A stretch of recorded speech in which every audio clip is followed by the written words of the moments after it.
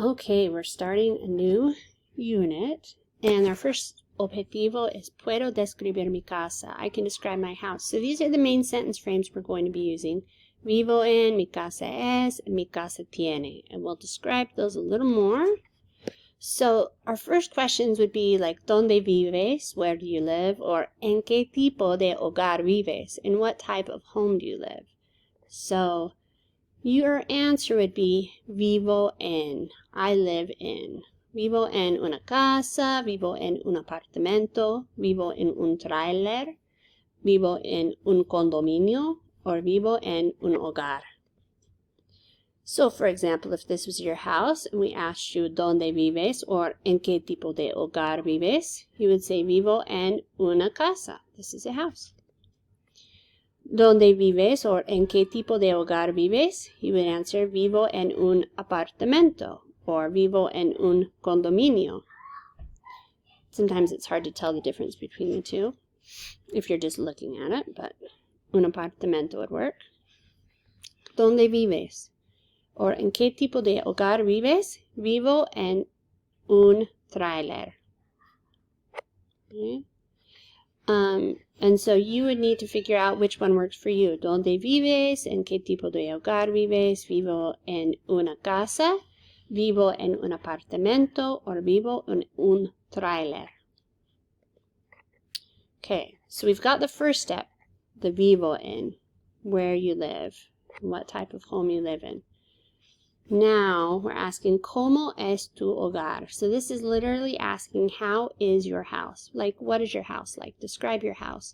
We use this ¿Cómo es or ¿Cómo eres to talk about what are you like. If somebody asked you ¿Cómo eres? You'd say, soy alta, soy inteligente. So we're going to use that same type of thing to describe your house instead of to describe yourself. So our answer, you're going to say mi hogar es, or if you live in a house, you can say mi casa es. You could say mi casa es pequeño, grande, de tamaño mediano. Okay, so of a size medium size. You could say mi hogar es moderno, tradicional, modern or traditional. Espacioso, spacious, ruidoso, noisy. Or tranquilo, like quiet or calm. Some other ways to describe your house. ¿Cómo es tu hogar? Mi hogar es, and then you can just say the color. Marrón, marrón claro. So a light color, if your house is like a light brown, like a tan, you can say marrón claro. If your house was a light green, you could say verde claro. Okay, but we've got different colors here, so you can say what color it is.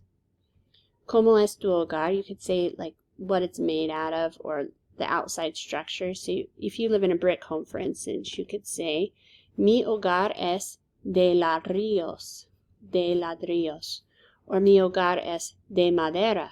It's made out of wood. Mi hogar es de piedra. So if you have like kind of a stone structure on the outside of your house, you could say that.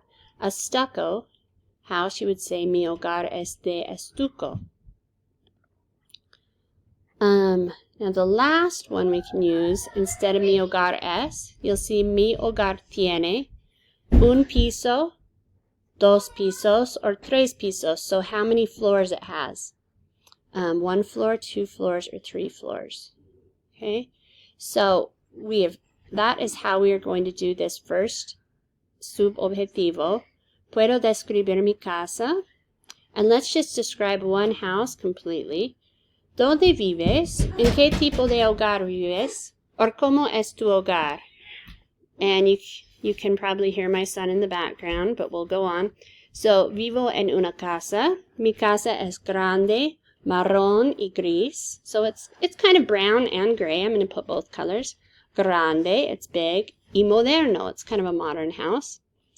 Es de ladrillos y estuco. So we've got bricks and we've got stucco. Tiene dos pisos. It has 2 floors, 2 levels. And that is how you do it. Good luck on your notes.